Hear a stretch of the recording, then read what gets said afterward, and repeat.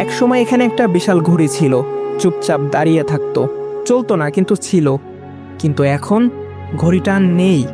কেরিনা কবে রিমুভ করলো কেউই জানে না। তুমি কি কখনো খেয়াল করেছো? এখন টাওয়ারটা দাঁড়িয়ে আছে একা, কিন্তু কোনো ঘড়ি নাই।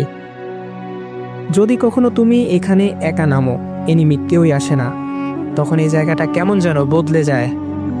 চারপাশে কোনো শব্দ নাই, আর মাঝে মধ্যে দূর থেকে আসে পায়ের শব্দ, কিন্তু কোনো এনিমি পায়ের শব্দ না। ক্যামেরা ঘোরালেই কেউই নাই, কিন্তু কে যেন আড়াল থেকে তাকিয়ে আছে এমন এমন মনে হচ্ছে। আবার হঠাৎ করে কোন দিক চলে যায়। ঘড়ির কাঁটাটা কি শুধু সময় দেখাতো, নাকি ওটা কোনো কিছু আটকে রাখতো, বা কোনো কিছু ইঙ্গিত বোঝাতো? এটা এখনো রহস্যময় হয়ে আছে। কেরিনা কখনো বুঝতে দেয়নি কাউকে। যেদিন ঘড়ির কাঁটাটা রিমুভ করা হলো, সেদিন এই জায়গায় আওয়াজ বদলাতে শুরু করলো।